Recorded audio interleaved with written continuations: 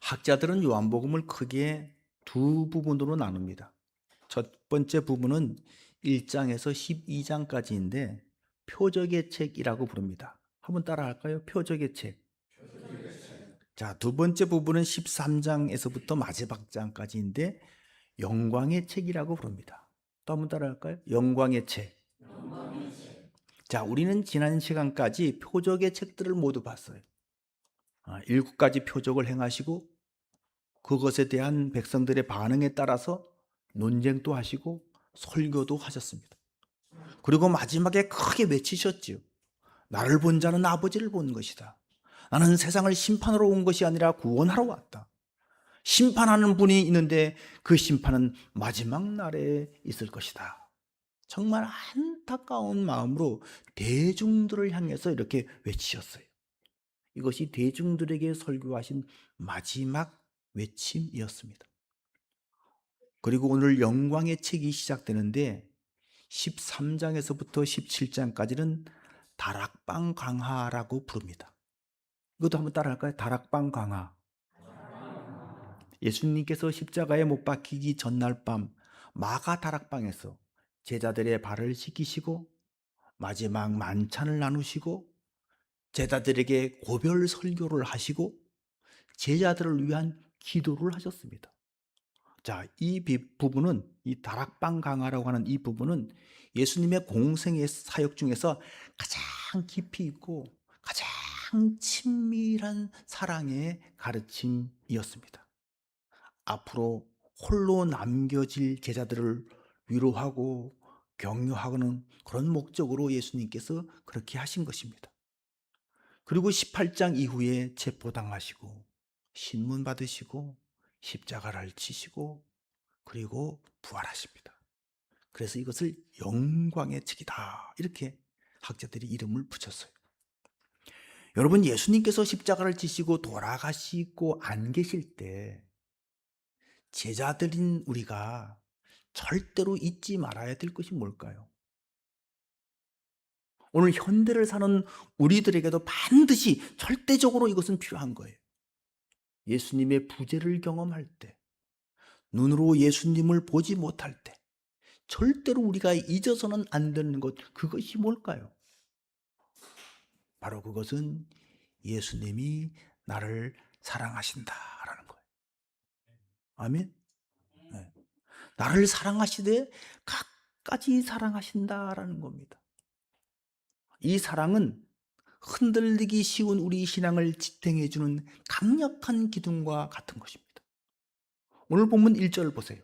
6월절 전에 예수께서 자기가 세상을 떠나 아버지께로 돌아가실 때가 이른 줄 아시고 예수님의 부재가 이제 예상되는 시간이 됐죠. 세상에 있는 자기 사람들을 사랑하시되 끝까지 사랑하시니라. 자, 이 구절은 다락방 강화의 서론이자 결론입니다. 이후에 전개되는 제자들의 발을 씻기는 장면, 내가 너희를 고아와 같이 내버려 두지 아니하고 너희에게 다시 오겠다고 하시면서 보혜사 성령에 대한 약속, 나는 포도나무요 너희는 가지라고 하는 포도나무 비유, 그리고 마지막에 제자들을 위한 설교와 제자들을 위한 중보기도, 이 모든 말씀 속에서 우리는 우리를 향한 예수님의 진정한 사랑의 고백을 읽을 수가 있어야 됩니다. 이 말씀들을 율법적으로 어떤 법칙이나 원리로 읽으려고 하지 말고 우리를 향한 간절한 주님의 사랑의 음성으로 우리가 읽어야 됩니다. 그리고 그 사랑 속에 우리가 푹 잠기는 은혜를 경험할 수 있어야 하는 것입니다. 자, 그럼 예수님의 사랑은 어떤 사랑일까요? 자, 오늘 본문을 중심으로 3가지로 정리해 보았습니다. 첫째는 그럼에도 불구하고 하는 사랑, 조건 없는 사랑이라는 거예요. 오늘 본문 1절과 2절은 서로 어울리지 않는 내용 같아 보입니다. 자기 사람들을 사랑하시되 끝까지 사랑하시니라 이렇게 말씀하시고 그 뒤에는 뭐라 그래요? 마귀가 벌써 시몬의 아들 가룟 유다의 마음에 예수를 팔려는 생각을 넣었더라. 이 2절 말씀이 1절과 무슨 연관이 있을까요? 얼핏 보면 전혀 연관이 없는 말씀 같아 보여요. 그런데 깊이 보니까 예수님은 누구까지도 사랑하신다는 거예요. 가룟 유다까지도 사랑하신다는 거예요. 이미 예수님은 가룟 유다가 예수님을 팔려고 하는 것을 다 알고 있었습니다. 그럼에도 불구하고 그를 끝까지 사랑하신다는 거예요. 그러니까 끝까지 사랑하신다는 것은 제자들이 사랑받을 만해서 끝까지 사랑하는 것이 아닙니다. 그들의 배신과 연약함과 그들의 한계를 다 알고 계셨습니다. 그러니까 그것까지도 끝까지 품으시는 조건 없는 사랑을 하시는 겁니다. 여러분 생각해 보세요. 여러분 자녀가 속 썩여도 사랑하죠? 말썽 피워도 사랑하죠? 그렇습니다. 우리가 완벽해서 사랑받을 만해서 매력 덩어리여서 사랑하는 것이 아닙니다. 때로는 베드로처럼 주님을 부인할 때도 있고 가룟 유다처럼 엉뚱한 생각을 할 때도 있고 마귀가 그 생각을 지배해서 노마처럼 나는 못 믿겠다 이렇게 할 때도 있다는 거예요. 그래도 주님은 사랑하신다는 거예요. 끝까지 사랑하신다는 얘기. 미국의 유명한 정신과 의사인 칼 매닝거 박사가 심각한 정서장애를 겪는 아이들을 치료할 때의 일입니다. 한 소년이 있었는데 이 소년은 마음의 상처가 너무 커서 거칠기가 짝이 없고 자신에게 다가오는 모든 치료사와 선생님들을 막 욕하고 때리고 막 거부했어요. 어차피 당신 또 나를 버릴 거잖아. 그런 마음 때문에 박사는 치료사들에게 이 아이가 어떤 짓을 해도 아무리 침을 뱉고 발로 차고 그래도 절대로 이 아이에게 손을 떼지 말라. 꼭 안아주라. 이렇게 지시를 했습니다. 아이는 몇 주 동안 온 힘을 다해서 저항하고 뿌리치고 막 핥히고 사납기가 그지없었습니다. 그러나 치료사들은 상처투성이가 되면서도 이리 찢기고 저리 핥히고 하면서도 말합니다. 내가 이래도 우리는 너를 포기하지 않아. 우리는 너를 사랑해. 그렇게 간절한 그 사랑의 마음이 전달되었는지 어느 날 온 힘을 다해서 그렇게 반항하던 이 아이가 갑자기 힘을 쭉 빼더니 그 치료사들의 품에 안겨서 엉엉 울기를 시작합니다. 정말 나를 안 버릴 거예요? 그 배신감과 도끼로 가득 찼던 그 아이의 마음이 완전히 무너져 내린 겁니다. 뭐에 내린 거죠? 무너진 거죠? 사랑에 무너진 거죠. 사랑하는 성도 여러분, 주님의 사랑이 이렇다는 거예요. 주님은 가룟 유다가 배신할 것을 아셨고 베드로가 모른다고 부인할 것도 아셨습니다. 우리의 연약한, 우리의 그 엉뚱한 생각, 우리의 불신앙 다 알고 계십니다. 정서불황을 겪는 이 아이처럼 반항하고 불신하고 오해하고 그럼에도 불구하고 주님은 우리를 사랑하십니다. 끝까지 사랑하셔서 절대로 포기하지 않습니다. 수건을 두르고 그들의 더러운 발을 씻기듯 어떤 어려움도 어떤 불신도 어떤 불안도 다 씻어주기를 원하시는 거예요. 내가 나를 떠나고 내가 넘어질지라도 나는 여전히 너를 포기하지 않아. 이게 역설적인 사랑인 겁니다. 그러므로 여러분 주님의 이 사랑을 꼭 붙드시기를 바랍니다. 나같이 못나도 나같이 불성실해도 나 같은 이기적인 사람도 사랑하신다는 거예요.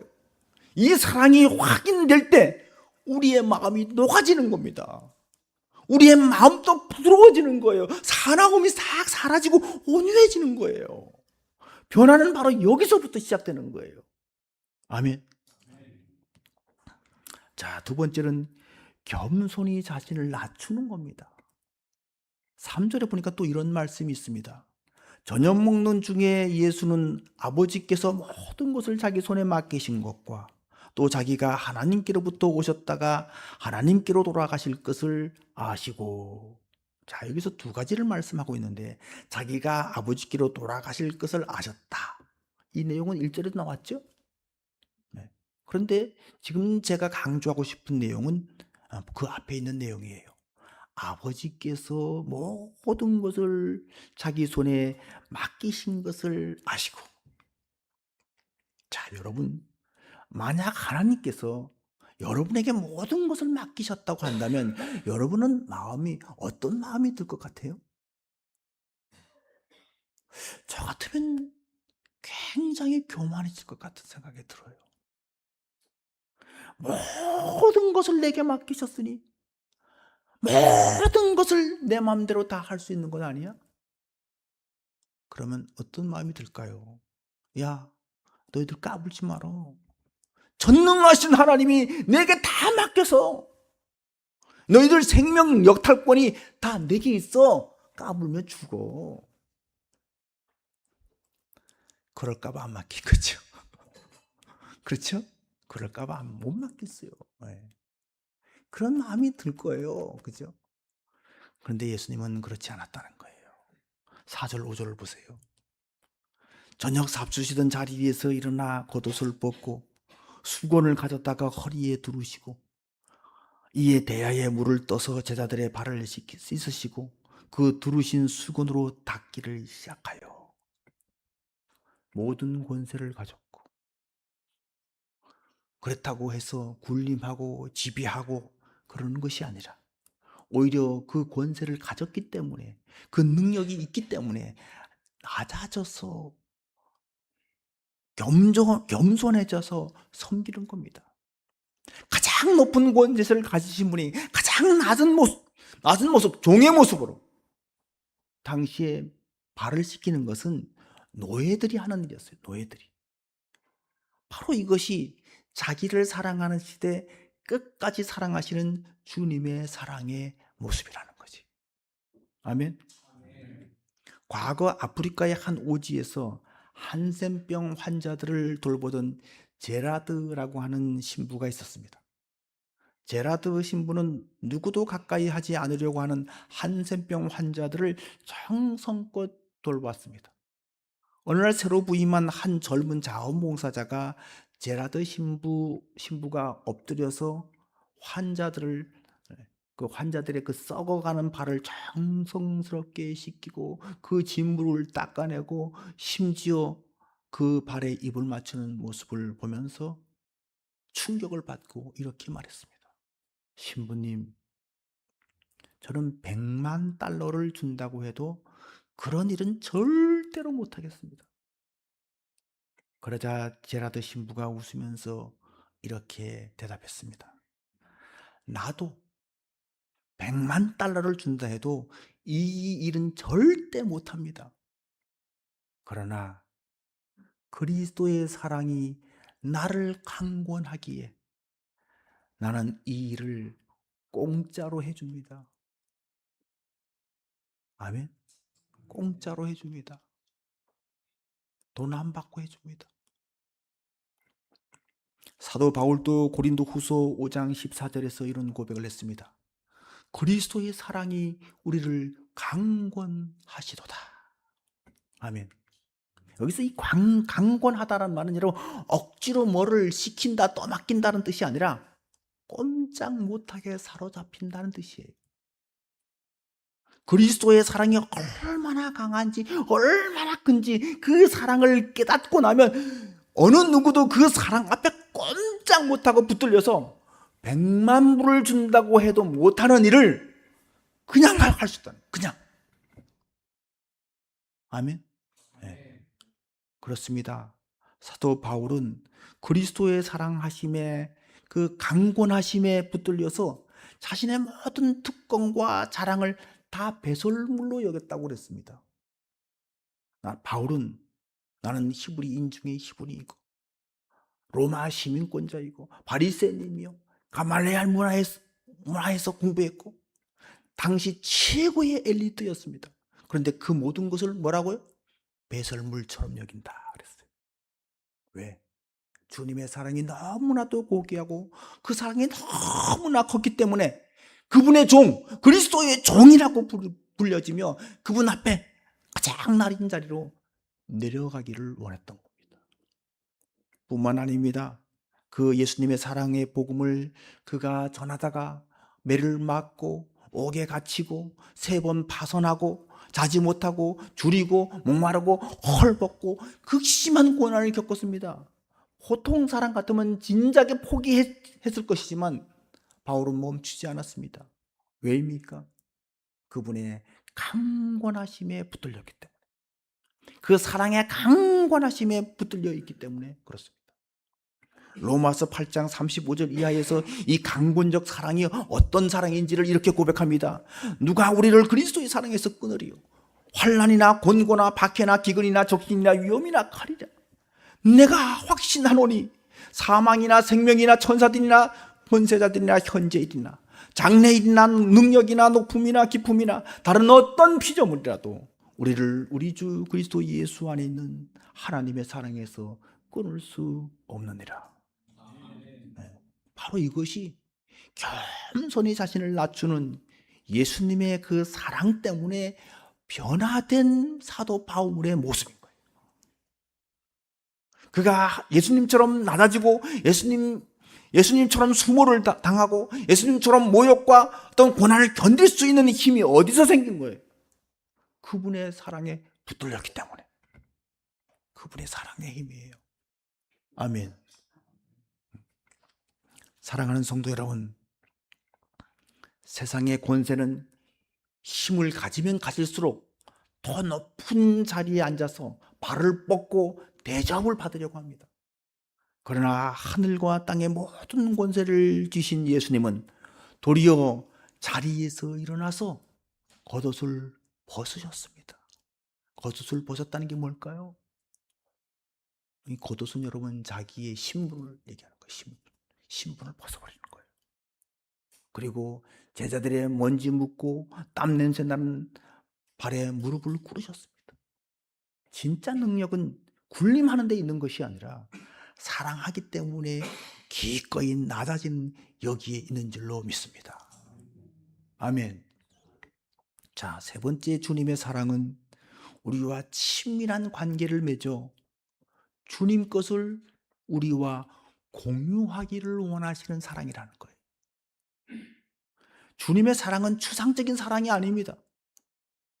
구체적인 관계 맺음, 구체적인 교통과 교제가 있어야 되는 거예요. 제자들의 발을 씻기시다가 베드로에게 이르렀을 때 베드로가 뭐라고 말합니까? 8절 보십시오. 베드로가 이르되 내 발은 절대로 씻지 못하리이다. 예수께서 대답하시되 내가 너를 씻어주지 아니하면 내가 나와 상관이 없느니라. 자, 주님께서 왜 제자들을 발을 씻기신 겁니까? 제자들과 친밀한 관계를 맺기 위해서, 상관을 맺기 위해서.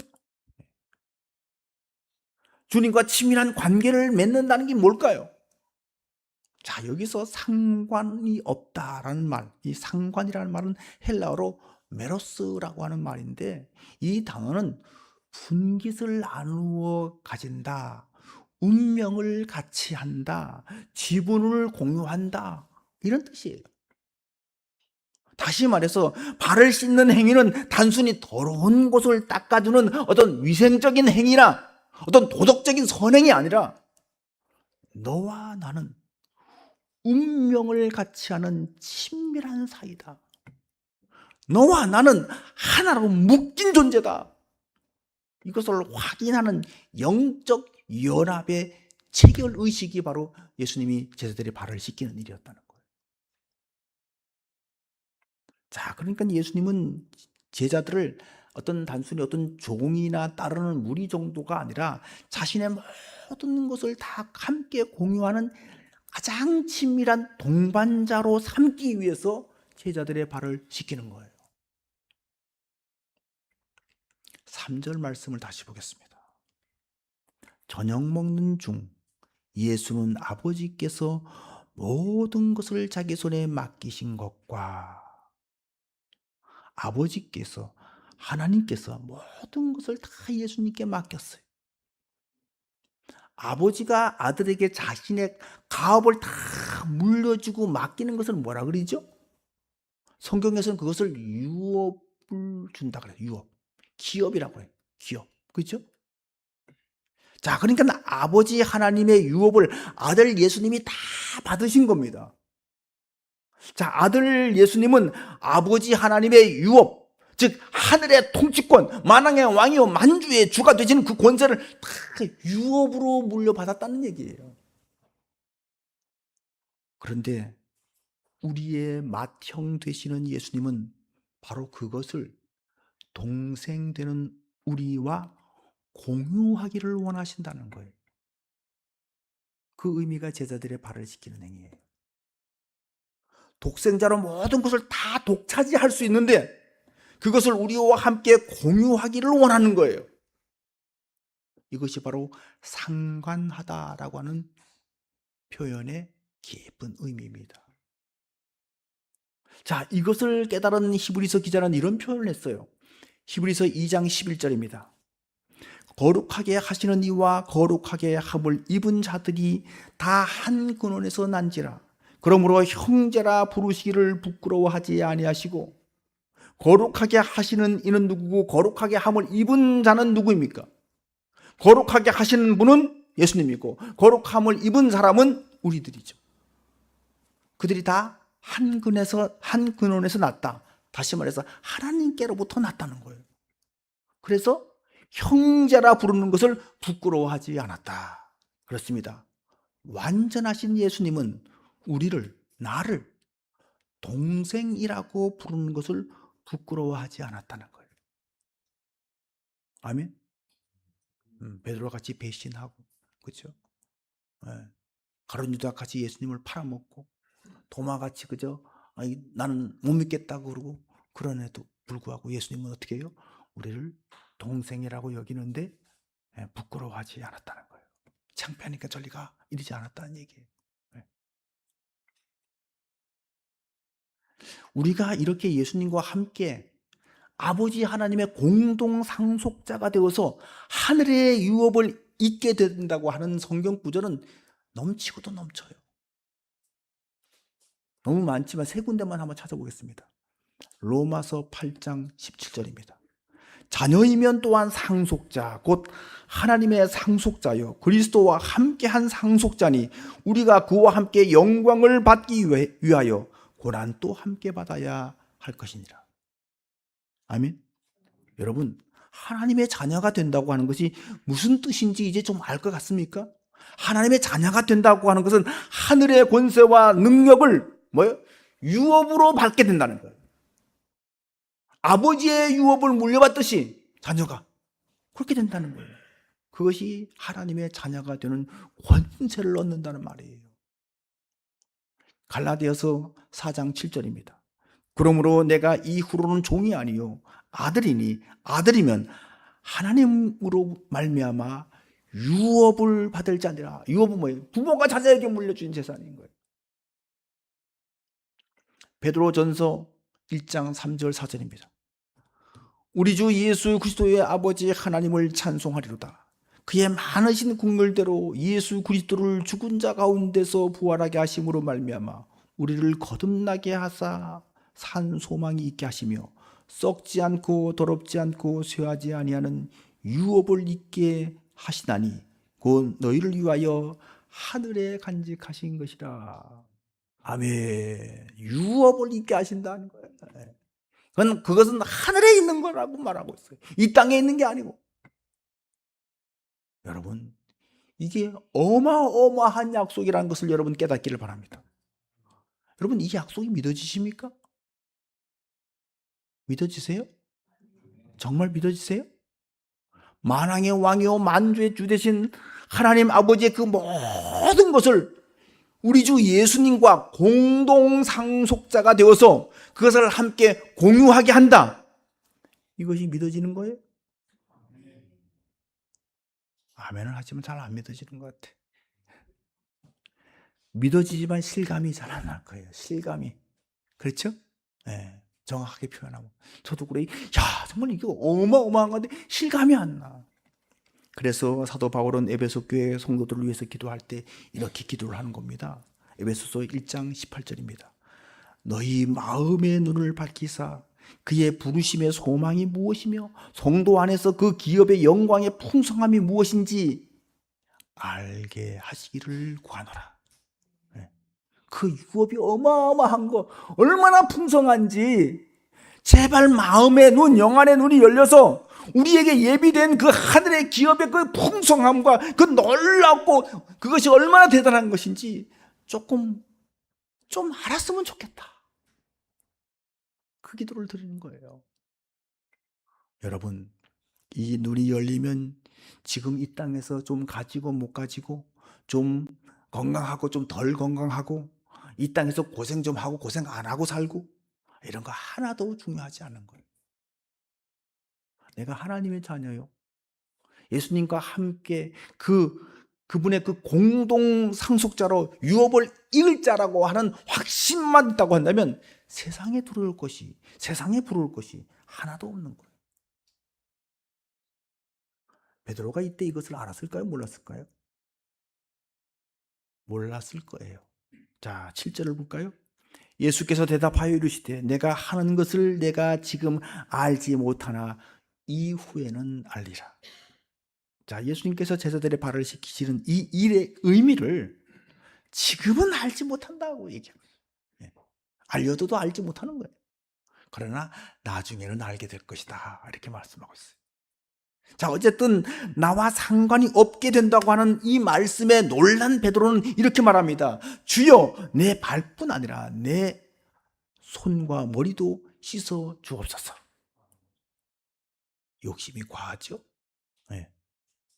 물론 상관이라고 하는 말의 의미를 다 모르고 하는 말이지만 모르는 중에도 직감적으로 느끼는 힘이 있었을 거예요. 아, 뭔가 이게 굉장히 중요한 것이구나. 그래서 더 깊은 관계, 더 친밀한 관계가 되기를 사모하는 마음으로 그냥 손도 씻기시고 막 머리도 씻기시고 다 해달라고 막 그렇게 말하는 거예요. 사실 우리도 주님과 더 친밀한 관계를 맺는데 여러분 욕심을 내기를 바랍니다. 아멘. 왜냐하면 우리의 모든 영적인 열매는 모두 주님과 내가 얼마나 친밀한 관계를 맺었느냐에 달려 있는 거기 때문에 그래요. 자, 이것을 이제 후에 볼 15장에 나오는 포도나무 비유에서 예수님께서 좀 더 명확하게 설명을 해 주셨습니다. 자, 요한복음 15장 2절입니다. 무릇 내게 붙어 있어 열매를 맺지 아니하는 가지는 아버지께서 그것을 제거해 버리시고 무릇 열매를 맺는 가지는 더 열매를 맺게 하려 하여 그것을 깨끗하게 하시니라. 아멘. 그리고 4절입니다. 내 안에 거하라. 나도 너희 안에 거하리라.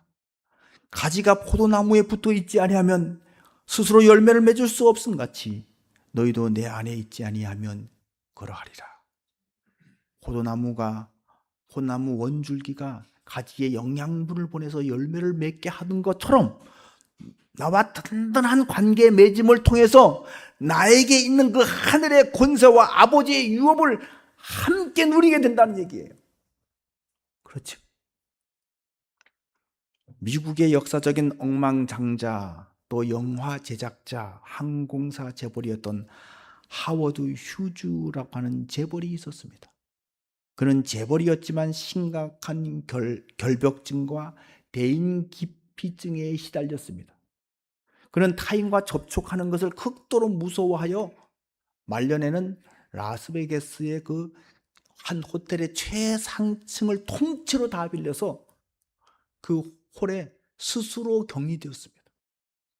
누구도 그의 몸에 손을 댈 수 없었고 음식을 가져오는 하인들도 몇 겹겹의 장갑을 껴야만 했습니다. 그는 엄청난 유업과 재산을 다 가졌지만 그것을 함께 나눌 단 한 명의 사람도 없었어요. 누구와도 친밀한 관계를 가질 수가 없었어요. 결국 어떻게 됐을까요? 그는 그 누구의 손도 잡지 못한 채 영양실조와 고독 속에서 비참하게 생을 마감했습니다. 이 땅에서 그렇게 부유했지만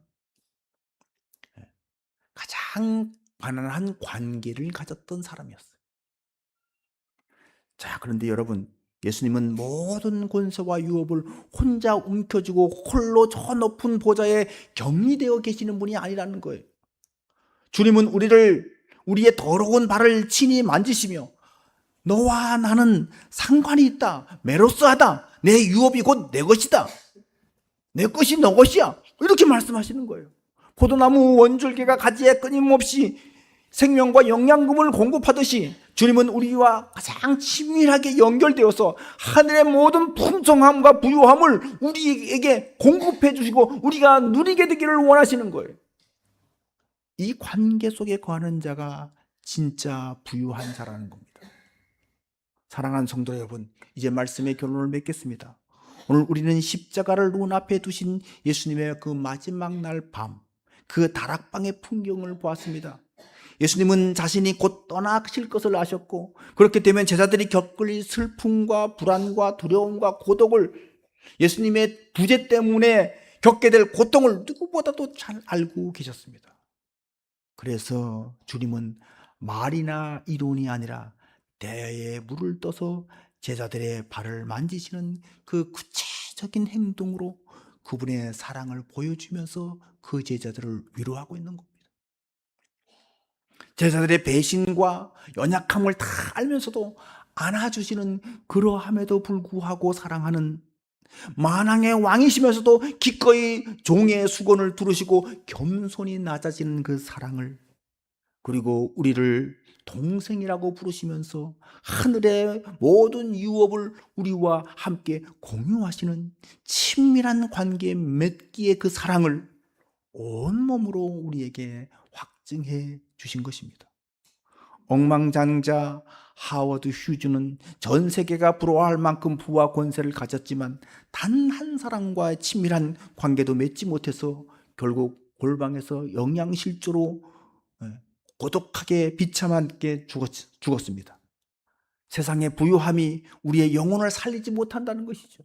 진짜 부유함은 만물의 주인이신 예수 그리스도와 든든히 연결되어 있는 것이라는 것입니다. 주님은 저 높은 보좌 위에서 우리를 내려다보면서 군림하시는 그런 분이 아니십니다.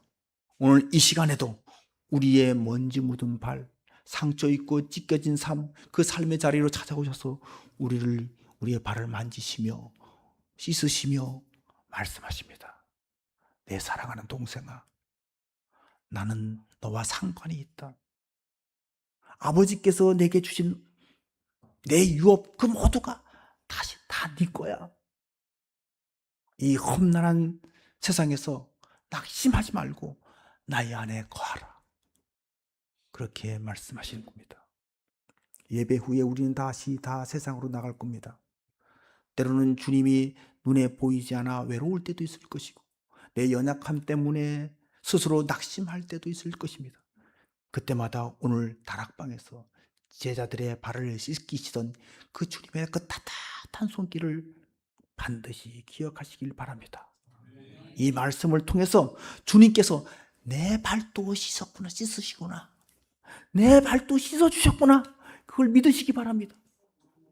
사도 바울도 그것을 믿었기에 그 사랑의 힘이 그를 사로잡아서 위대한 사도가 되게 만들어 주었습니다.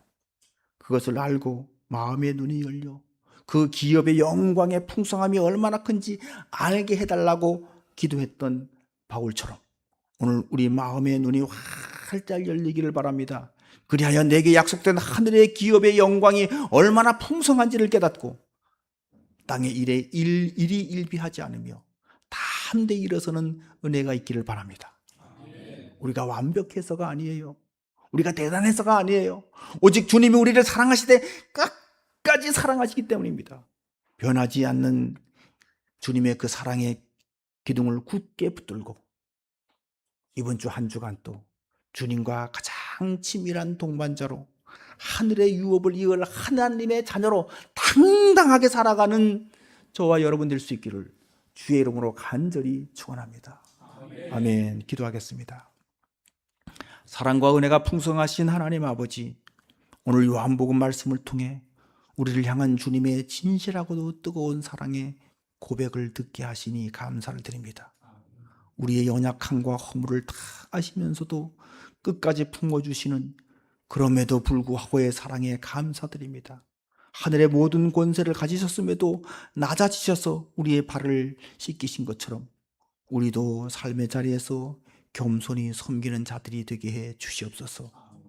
무엇보다도 우리를 종이 아닌 자녀로 주님의 친동생으로 불러주시고 하늘의 풍성한 유업을 함께 나눌 상속자로 삼아주심에 감사드립니다. 이제 참 포도나무이신 주님께 꼭 붙어 있어 하늘의 생명력과 영적인 열매가 가득한 진짜 부유한 자들이 되게 해 주시옵소서. 세상으로 나가 성도들의 마음의 눈을 밝혀주시사 눈에 보이는 현실에 흔들리지 않게 해주시고 우리를 끝까지 사랑하시는 주님의 손길을 매 순간 기억하게 해 주시옵소서. 바울의 고백처럼 그리스도의 사랑에 강권되어 이번 한 주간 또 담대하고도 온유하게 승리할 수 있도록 성령님 동행해 주시옵소서. 우리를 사랑하시되 끝까지 사랑하시는 예수 그리스도 이름으로 간절히 기도드렸사옵나이다. 아멘.